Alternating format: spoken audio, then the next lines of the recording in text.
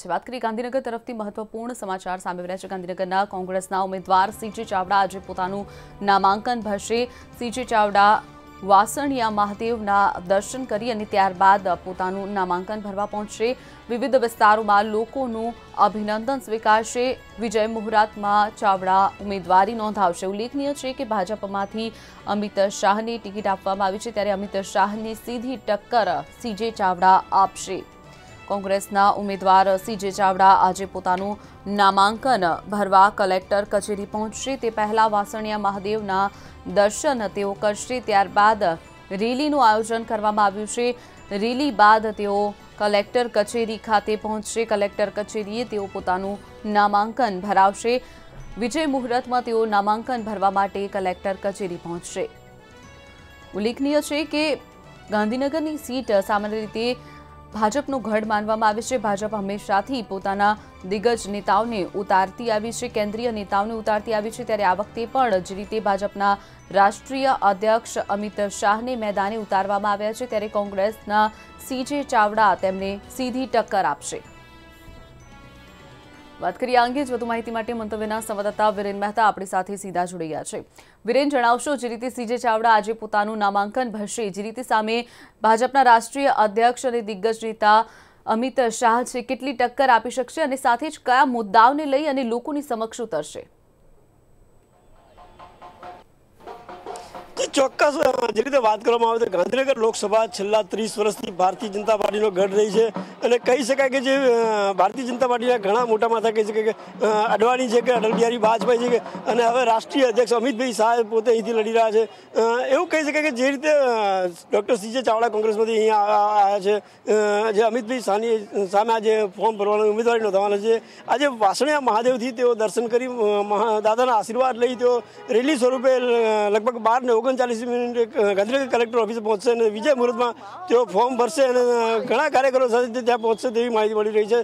જેને લીધે કહી શકાય કે આજે એક કોંગ્રેસનું પણ થોડા સમય પહેલાં જે વાતાવરણ હતું તેને લઈને હવે ખૂબ સારું વાતાવરણ બની રહ્યું હોય તેવું લાગી રહ્યું છે, કારણ કે થોડા સમય પહેલાં જે અમિત શાહે રેલી કાઢી હતી અને જે માહોલ બનાવ્યો હતો તેવો માહોલ આજે બને તેવી કોંગ્રેસ માટે માહોલ બને તેવી શક્યતાઓ છે એવું લાગી રહ્યું છે। જી વિરેન, જે રીતે વાત કરીએ કે આજે તેઓ નામાંકન ભરવા પહોંચશે તે પહેલા તેઓ વાસણિયા મહાદેવ પહોંચ્યા છે, કેટલી સંખ્યામાં કાર્યકર્તાઓ ઉપસ્થિત છે, કેવો માહોલ ત્યાં જોવા મળી રહ્યો છે? કેમેરામેનને આપ કહેશો કે તેઓ માહોલ બતાવે ત્યાંનો।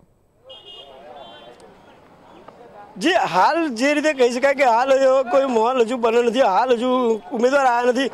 ખાસ કરીને વાત કરવામાં આવે તો જે રીતે ઉમેદવાર હજુ આવવાના બાકી છે તેને લઈને હજુ કાર્યકરો અહીંયા ભેગા થવા લાગે છે। ફક્ત ઢોલ નગારા અહીંયા વાગી રહ્યા છે અને જેને લઈને એવું કહી શકાય કે હજુ લગભગ અડધો કલાક થશે અને અડધો કલાક બાદ માહોલ બને તેવી કાર્યકરો હજુ મોટી સંખ્યામાં આવે તેવી પરિસ્થિતિ। હું કેમેરામેનને કહીશ કે જે રીતે વાસણિયા મહાદેવની બહાર જે લોકો ઊભા છે, જે ધીમે ધીમે કાર્યકરો આવા શરૂ થયા છે તે બતાવે, જોઈ શકાય કાર્યકરો હજુ પહોંચ્યા નથી, પરંતુ ટૂંક સમયમાં આવશે તેવી માહિતી મળી રહી છે, જેને લઈને એવું કહી શકાય કે હજુ લગભગ થોડા સમય પછી કાર્યકરોનો જુવાળ અહીં ઉમટે।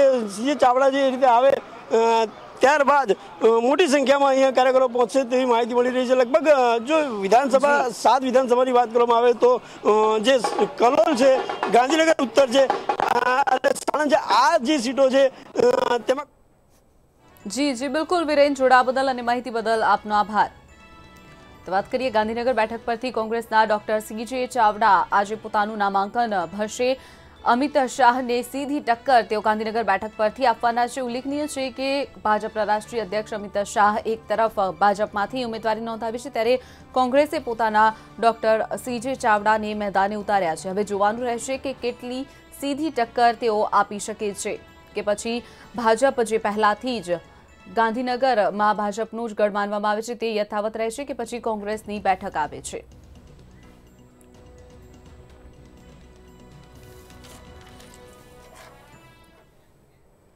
વાત કરીએ અમદાવાદ તરફથી મહત્વપૂર્ણ સમાચાર સામે આવી રહ્યા છે। અમદાવાદ પૂર્વના જે ભાજપના નેતા છે તેઓ આજે પોતાનું નામાંકન ભરશે। હસમુખ પટેલ આજે મેમકોથી ભવ્ય રેલી યોજી અને નામાંકન ભરશે। રેલી બાદ કલેક્ટર કચેરી પોતાનું નામાંકન ભરશે। કેન્દ્રીય મંત્રી મનસુખ માંડવિયા તેમની સાથે ઉપસ્થિત રહેશે। ભાજપના અન્ય દિગ્ગજ નેતાઓ અને કાર્યકર્તાઓ ઉપસ્થિત રહેશે। અગાઉ પરેશ રાવલ આ બેઠક પરથી ચૂંટણી લડવાનો ઇનકાર કરી ચૂક્યા છે। વાત કરીએ અંગે જ વધુ માહિતી માટે મંતવ્યના સંવાદદાતા સોનલ અનડકટ આપણી સાથે જોડાયા છે। સોનલ, જણાવશો, જે રીતે ભાજપના ઉમેદવાર હસમુખ પટેલને ટિકિટ આપવામાં આવી છે અમદાવાદ પૂર્વમાંથી, હાલ કેવો માહોલ છે? જે રીતે મેમકોથી રેલીનું આયોજન કરવામાં આવ્યું છે, કેટલી સંખ્યામાં કાર્યકર્તાઓ, કયા કયા દિગ્ગજ નેતા ઉપસ્થિત રહેવાના છે? સોનલ।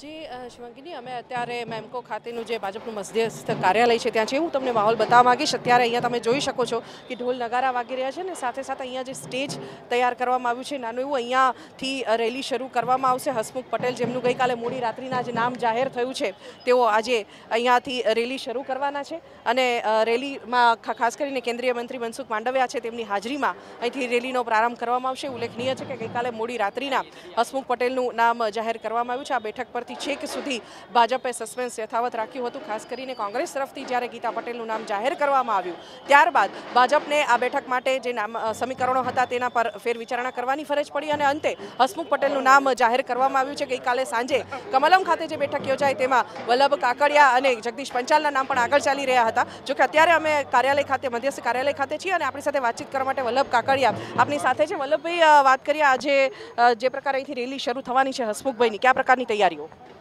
આજે અહીંયા ફૂલ તૈયારીઓ છે। અહીંથી રેલી જિલ્લા પંચાયત જશે।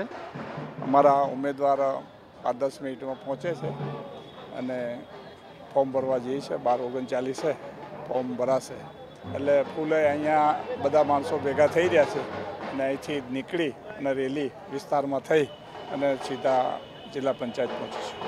ખાસ કરીને કયા પ્રકાર કોણ નેતાઓ અહીંયા હાજર રહેવાના છે? કેન્દ્રીય મંત્રી મનસુખ માંડવિયા તો આવી જ રહ્યા છે, સાથે સાથે અન્ય કોણ હાજર રહેવાનું છે? ખાસ તો મનસુખ માંડવિયા અહીંયા હાજર રહેવાના છે, પછી કદાચ રૂપાલા સાહેબ પણ આવી રહ્યા છે। એટલે મનસુખભાઈ તો છે જ, નક્કી છે, અને રૂપાલા સાહેબ પણ બહારથી પ્રવાસમાંથી આવે છે એટલે સીધા અહીંયા પણ પહોંચશે। પૂર્વની જે બેઠક છે વલ્લભભાઈ, વાત કરીએ તો છેક સુધી કોકડું ગૂંચવાયેલું રહ્યું હતું। બહુ મોડી રાત્રે હસમુખભાઈનું નામ જાહેર કરવામાં આવ્યું છે, શું કહેશો? કાલે સાંજે તમે પણ કમલમ પર હતા, શું કહેશો? પૂર્વની બેઠકમાં કોઈ કોકડું છે જ નહીં, કારણ કે આ તો 3 લાખ ઉપરની જીતની સીટ છે।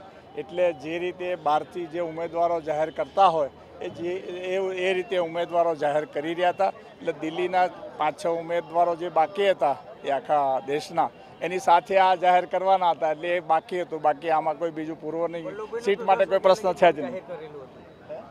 તો આ હતા વલ્લભ કાકડિયા, જેમનું કહેવું છે કે પૂર્વનું કોકડું એ કંઈ ગૂંચવાયેલું કોકડું ના હતું। દિલ્હીની બેઠકથી જે પ્રમાણે બધાના નામની એક સાથે જાહેરાત કરવામાં આવી હતી તે પ્રમાણે જ આ નામની પણ જાહેરાત કરવામાં આવી છે। જી બિલકુલ સોનલ, જે રીતે વાત કરીએ રેલીનું આયોજન કરવામાં આવ્યું છે, કેટલી સંખ્યામાં કાર્યકર્તાઓ ઉપસ્થિત છે, ક્યારે નામાંકન ભરશે અને કેવો માહોલ છે હાલ ત્યાંનો?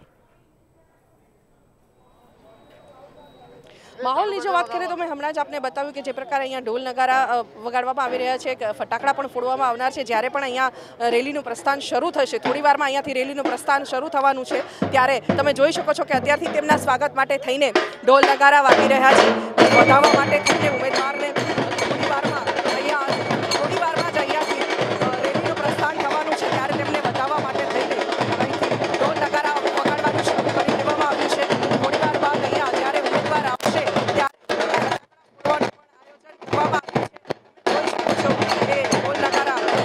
સ્વાગત કરવા માટે થઈને ખાસ કરીને ઢોલીઓ જે છે તેઓ પણ કેસરીઓ ખેસ પહેરીને અહીંયા ઢોલ વગાડી રહ્યા છે। તેમના સ્વાગત માટે કઈ તૈયારીઓ કરવામાં આવી છે। થોડી વારમાં અહીંથી 9 વાગ્યે જ્યારે પ્રસ્થાન કરશે રેલી થોડી વારમાં, ત્યારે અહીંથી મનસુખ માંડવિયા, કેન્દ્રીય મંત્રી મનસુખ માંડવિયા પણ આવવાના છે અને ખાસ કરીને રૂપાલાજી આવવાની પણ સંભાવના જોવાઈ રહી છે। જી બિલકુલ સોનલ, જોડાવા બદલ અને માહિતી બદલ આપનો આભાર। તો વાત કરીએ જે રીતે અમદાવાદ પૂર્વના ઉમેદવાર હસમુખ પટેલ પોતાનું નામાંકન ભરવા જઈ રહ્યા છે, તેમની સામે કોંગ્રેસના ગીતાબહેન પટેલ ઉમેદવાર નોંધાવી છે।